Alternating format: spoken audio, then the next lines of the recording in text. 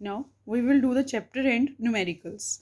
ठीक है, जो लेसन के लास्ट में दिए गए हैं न्यूमेरिकल्स वो सारे मैंने आपको डिस्कस करने हैं आज। तो फर्स्ट में जो न्यूमेरिकल है वो क्या है कि इसमें मैं अभी आपको देख के बताती हूँ न्यूमेरिकल क्या है। फर्स्ट न्यूमेरिकल है अब students, A 0.24 gram sample of compound of oxygen and boron was found by analysis to contain 0.096 gram of boron and 0.144 gram of oxygen. Calculate the percentage composition of the compound by weight. हमें एक sample दिया गया है 0.2 ग्राम का जिसमें oxygen और boron mix किए गए हैं और उसमें ये हमें बताया गया है कि इतने जो है बोरोन है और इतना ऑक्सीजन है, हमें उनकी परसेंटेज निकालनी है।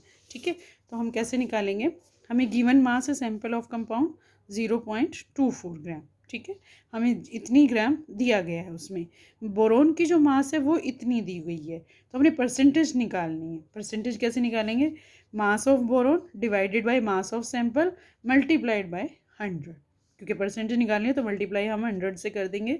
जब हमने इसको पूरे को सिंप्लीफाई किया इस तरह से तो हमारे पास आ गया आंसर 40%। ठीक है, अब हमने ऑक्सीजन की निकालनी है। ऑक्सीजन की मास भी हमें दी हुई है, गिवन मास है 0.144 ग्राम। ठीक है, ऑक्सीजन की परसेंटेज भी वैसे ही निकल जाएगी, mass of oxygen divided by mass of sample into 100। जब हमने इसको इस तरह से लिखने के बाद सिंप्लीफाई किया तो हमारे पास आ गया 60%। ओके स्टूडेंट्स,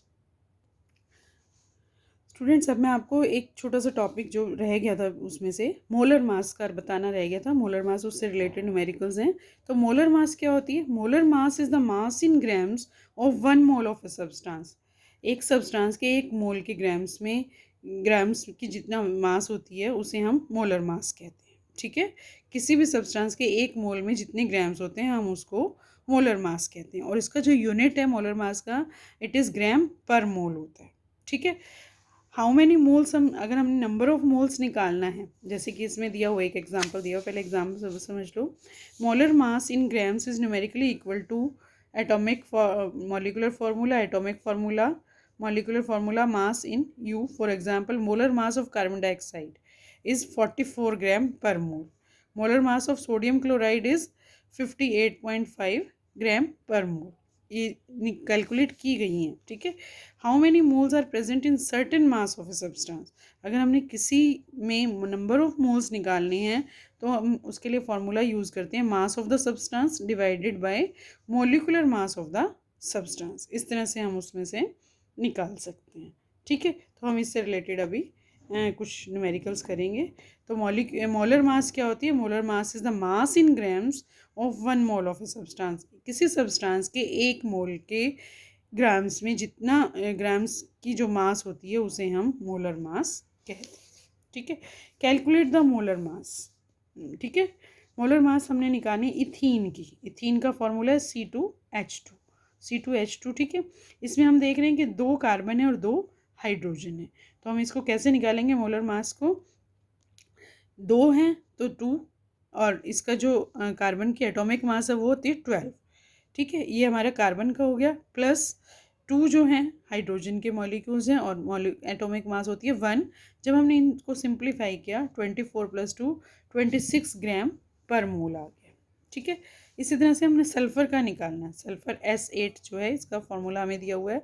S8 में हमारे पास मॉलिक्यूल्स हो गए 8 और सल्फ़र की जो एटॉमिक मास होती है वो होती है 32। 8 × 8 32, तो 256 ग्राम पर मोल। इस तरह से मोलर मास निकाल सकते हैं, किसी की भी मोलर मास निकाल सकते हैं अगर आपको निकालनी। जैसे कार्बन डाइऑक्साइड की ही हम बात कर रहे थे अभी, मैं आपको अभी कार्बन डाइऑक्साइड की ही समझाने लगी हूँ। जो बताया था, कार्बन डाइऑक्साइड में 1 कार्बन है प्लस 2 ऑक्सीजन है, तो कार्बन की जो एटॉमिक मास होती है वो होती है 12 + 2 ऑक्सीजन मॉलिक्यूल होने की वजह से, और ऑक्सीजन की होती है 16। 12 + 32 44 ग्राम पर मोल। ठीक है, जो मैंने अभी आपको बताया कि कैलकुलेटेड है वो इस तरह से कैलकुलेशन की जाती है। अब फॉस्फोरस मॉलिक्यूल P4 में हम किस तरह से निकालेंगे कि कितने एटम्स हैं, 4। और पी का जो फॉस्फोरस की जो एटॉमिक मास है वो है 31, 4 मॉलिक्यूल्स हैं, 31 इसकी एटॉमिक मास है, मल्टीप्लाई किया तो हमारे पास 124 gram. What is the mass of 1 mole of nitrogen atom? 1 mole of nitrogen atom का हम मास निकालना चाहें तो कैसे करेंगे? 1 मोल क्या होता है? Atomic mass expressed in grams. ठीक है, तो नाइट्रोजन की जो है 14 ग्राम हमने नाइट्रोजन की जो है 14 ग्राम होती है। 4 moles of aluminium atom, aluminium की अगर हमने निकालनी है तो एल्यूमिनियम का जो सिंबल है वो Al और 4 है, तो एल्यूमिनियम की जो एटॉमिक मास है वो इसको हमने इसमें किया और 4 हैं तो 108 ग्राम हो गई। अब हमने 10 मोल्स ऑफ सल्फाइट है, सल्फाइट के निकालने हैं तो किस तरह से निकालेंगे? सोडियम सल्फाइट के, sorry not only sulphite, it is sodium sulphite. Sodium sulphite में Na2SO3 आप देख रहे हो, तो सोडियम के जो हैं 2 मॉलिक्यूल्स हैं, 2 एटम्स हैं, सल्फर का 1 है, ऑक्सीजन के 3 हैं और 10 मोल्स का हमने निकालना है। ये 1 मोल है, इसका हमने 10 का निकालना है, तो 10 से पहले सीधा मल्टीप्लाई, उसके बाद 2 हैं तो 2 और 23 जो एटॉमिक मास है, प्लस सल्फर, सल्फर का एक ही एटम है 1 और इसकी जो एटॉमिक मास है 32, प्लस 3 ऑक्सीजन है और इसकी एटॉमिक मास है 16। जब हमने इनको सिंप्लीफाई किया तो हमारे पास ये आ गया 1260 ग्राम। ओके, नेक्स्ट है कन्वर्ट इनटू मोल्स। अगर हमारे पास कुछ एटम्स दिए हुए हैं उनको हमने मोल्स में कन्वर्ट करना है तो कैसे करेंगे? उसके लिए हम एक फॉर्मूला यूज़ करते हैं, नंबर ऑफ मोल्स जब हमने निकालने होते हैं, mass of the substance divided by molar mass. ठीक है, मोलर मास अभी अभी हमने निकाली है कि नंबर ऑफ मोल्स में जितनी मास होती है उसको हम मोलर मास बोलते हैं। तो सबसे पहले हमारे पास ऑक्सीजन एटम की हमने निकालनी है, तो हम फॉर्मूला अप्लाई करेंगे, mass of the oxygen divided by molar mass of oxygen. अब हमें 12 ग्राम दी हुई है ऑलरेडी, हमने इनको मोल्स को कन्वर्ट करना है, कितनी दी हुई है? 12 ग्राम दी हुई है, तो 12 को हम सीधा यहाँ 12 ग्राम लिखेंगे, डिवाइडेड बाय मोलर मास, इसकी मोलर मास होती है ऑक्सीजन की 32 ग्राम। जब हमने इनको सिंप्लीफाई किया तो हमारे पास आ गया 0.375 मोल। ठीक है स्टूडेंट। थर्ड है, सेकंड है sorry, water, 20 gram of water.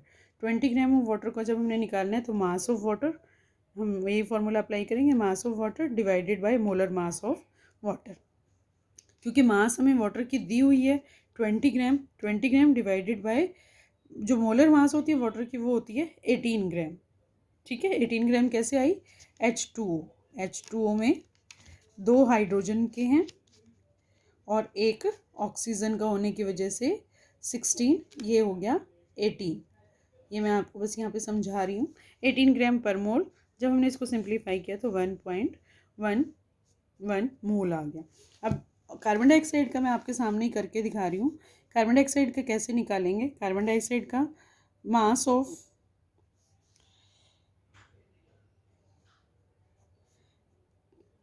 Carbon dioxide divided by molar mass of